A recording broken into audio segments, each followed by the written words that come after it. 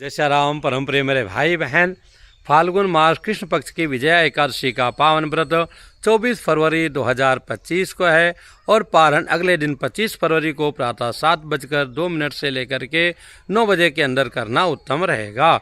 जैसा कि विजया एकादशी नाम है, उसी प्रकार से जो भक्त श्रद्धा विश्वास पूर्वक इस एकादशी के व्रत का नियम का पालन करता है, निश्चित ही भगवान की कृपा से एकादशी महारानी के आशीर्वाद से उसे विजय की प्राप्ति होती है। उसकी कथा आगे बताऊंगा। नियम उसी प्रकार से एक दिन पहले से ही लहसुन प्याज मांस मदिरा इत्यादि का त्याग करते हुए ब्रह्मचर्य का पालन करते हुए सोने के पहले रात्रि में मंजन इत्यादि कर लेना चाहिए। प्रातः दतुन संभव तो कर लीजिए, मंजन इत्यादि नहीं करना चाहिए।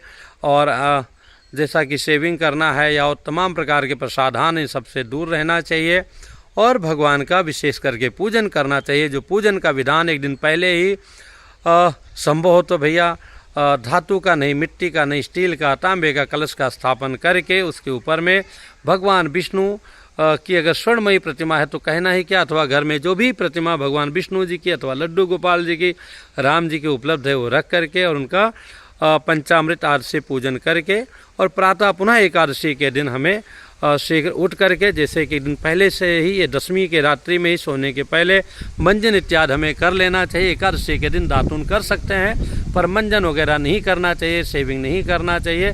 जिनके लिए मजबूरी है उनकी बात अलग है। और किसी भी प्रकार का कृत्रिम प्रसाधन का प्रयोग नहीं करना चाहिए।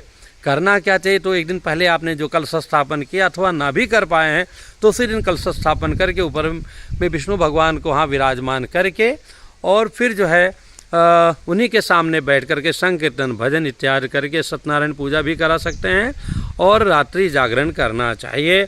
और नारायण की कथा सुने तो कहना ही क्या, साथ में एकादशी व्रत का कथा अवश्य सुनना करना चाहिए। और पारण के समय में फिर वो अगर स्वर्णमयी प्रतिमा है तो ब्राह्मणों को दान दे करके, ब्राह्मणों को मतलब एक ब्राह्मण को दान दे करके फिर हमें पारण इत्यादि करके और आनंद विभोर हो जाना चाहिए। कथा इस प्रकार से आती है। युधिष्ठिर जी के पूछने पर भगवान श्री कृष्ण जी कहते हैं, एक बार नारद जी ने संकट से विजय पाने के लिए ब्रह्मा जी से उपाय पूछा तो पितामह ब्रह्मा जी ने कहा, नारद जी जैसे आप मुझसे पूछ रहे हो, ऐसे जो है भगवान श्री राम जब लंका विजय के लिए प्रस्थान कर रहे थे तो अथाह समुद्र को देखे तो काफ़ी मन उनका सांसारिक जीव की तरह मन में बहुत सारी दुविधा आई। उन्होंने लक्ष्मण जी से ये बात व्यक्त की। लक्ष्मण जी ने कहा, प्रभु आप तो पूरे संसार के स्वामी हैं। प्रभु ने कहा, हम तो यहाँ पर एक लीला के रूप में आए हैं तो हमें एक मनुष्योचित कार्य करना चाहिए, बताओ मैं क्या करूँ। तो कहे उस रूप में देखें तो गुरु से हमें इसका ज्ञान लेना चाहिए। पास में ही वाग्दालभ ऋषि थे, उनके पास गए, उनसे उन्होंने विनय किया। उन्होंने कहा, महाराज बहुत ही सरल उपाय है, आप तो स्वयं विजय के प्रतीक हैं, फिर भी लंका विजय के लिए विशेष पुण्य की आवश्यकता है और उसके लिए आने वाली विजय एकादशी का पूरे सेना के साथ में आप व्रत कीजिए। प्रभु श्री राम जी ने वैसे किया और हम सभी लोग जानते हैं कि आनंद पूर्वक जो है थोड़ी कठिनाई अवश्य लंका पर विजय प्राप्त किया वानरों के साथ मिल करके। तो इस एकादशी का बहुत बड़ा महत्व है, इसका हमें पूरा लाभ लेना चाहिए मेरे भाई बहन। चाहे आपके जीवन में मुकदमा किसी भी रूप में चल रहा है अथवा आपके दुर्व्यसन हैं जिनके ऊपर आप काबू नहीं पा रहे हैं तो उन पर भी विजय प्राप्त करने के लिए, और भगवान सबसे विजय तो है काम क्रोध मद लोभ पर विजय प्राप्त करना, अपनी अनावश्यक इच्छाओं पर विजय प्राप्त कर लेना। मन में लोभ बहुत जल्दी आ जाता है, लोभ क्रोध ये सब हर अपने आप में पर्याप्त हैं, सबसे दूर रहें।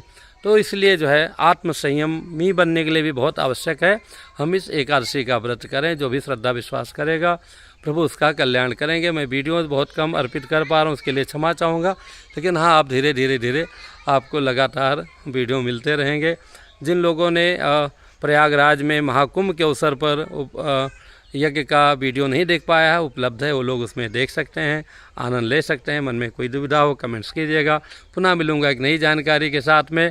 और इस बार जो है महाशिवरात्रि का पर्व बाबा झाड़ेश्वर नाथ जी के स्थान से हम लोग मनाएंगे और वहीं से ही आनंद लेंगे। जय श्री राम।